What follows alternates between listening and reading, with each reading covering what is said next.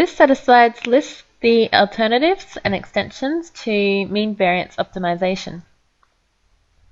And just a little reminder of the two types of asset allocation.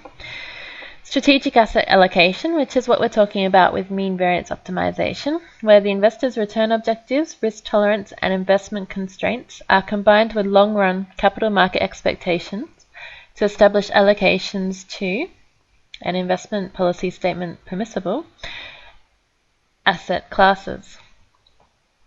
And we'll be talking about later in this set of slides the tactical asset allocation, which is a top-down investment strategy that attempts to exploit short-term mispricings among asset classes, so it's more tactical.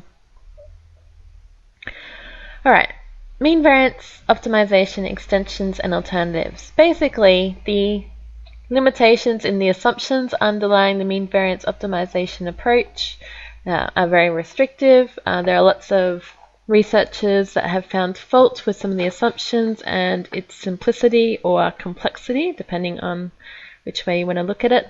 So many finance researchers have come up with extensions to mean variance optimization or alternatives to mean variance optimization to account for those restrictive assumptions or to be more adaptable to real-life applications.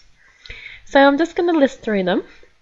There's the mean semi-variance approach. There's a set of alternatives that address the concern of downside risk. So Markowitz himself extended his own mean variance optimization with his mean semi-variance model. There's mean variance optimization with shortfall constraints by Leibowitz and Hendrickson. There's a mean variance surplus optimization by Leibowitz and Hendrickson and others. And there's Roy's safety first criterion. There's a set of alternatives that address the tracking risk relative to the benchmark, and that's mean variance optimization with constraints on asset weights relative to practice, which is an ad hoc practice. There's mean tracking error, MTE optimization by Roll. And there's mean variance tracking error optimization by Chow.